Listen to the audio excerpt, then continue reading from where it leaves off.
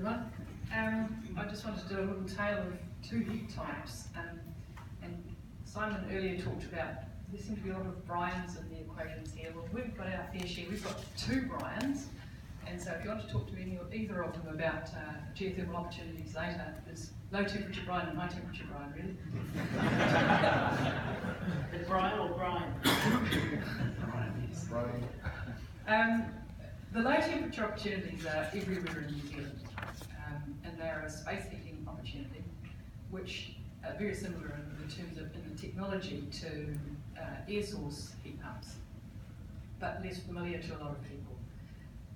They work at a larger scale than air source, and so they're probably more suited to a multi-user dwelling rather than a single dwelling, unless you're one of these rich Queenstown type people.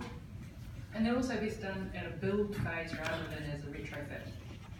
The technology is well understood, and the regulatory environment for them is fine.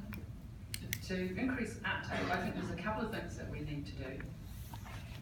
And that's to increase the familiarity that people have for them, and probably the best way of doing that would be to have some more trial sites where the Christchurch is using them in their rebuild, but publicising those and some more data on those trial sites would be very helpful, and for the different applications that they can be used for. So offices, rest homes, for example, where you've got a lot of people who want to stay warm and nice even temperature, and apartment buildings.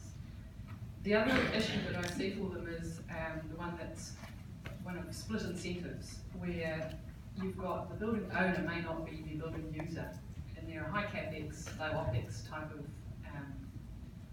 of system. And so unless you can define the value to the person who will be using it, then it's quite hard to encourage people to put that capex up front and sell that as an advantage to the building for later use. But if you want to know more about it, then there's the Geothermal Heat Association of New Zealand, otherwise known as GANZ, and I suggest that you have a look at their website and talk to Brian Carey as well. The high temperature resource is much more localised, and as you can see from my little picture up there, it's basically central North Island. It's a beautiful resource, and there's a lot of it. As industrial heat and steam, its main value in New Zealand is for turning volume into value. And given that it's central North Island, this is predominantly wood and milk country. But as the guys from University of Waikato also mentioned, the fact that you have to bring the product to the site. We can't take the energy source to the place that you want to use it, which does put in place a serious number of limitations. What you're trying to do here is embed energy into a product, and so it's an enabler for producing something that will then gain your value. And Lyndon's already referred to our ability in New Zealand, or we should be doing an awful lot more with our wood products to gain more value before we send them offshore. If we can't do it that way, then we can turn it into electricity and ship you your energy to where you did need it. To increase uptake, I think we need to improve our branding, both positive branding of an active choice of using a low carbon opportunity, and perhaps a negative branding to switch people away from the fossils.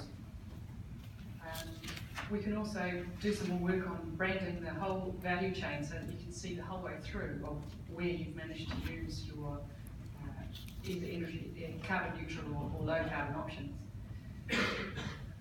I think we also need to look at the markets for the end products so that they value the production method, and I'm not sure we do a good job on that. At the moment we're very much commodity based, and lastly is that there's a lot of synergies between geothermal and biomass, particularly in places like Kawerau, where we've got a big hub of both geothermal and wood. Thank you. Excellent, thank you.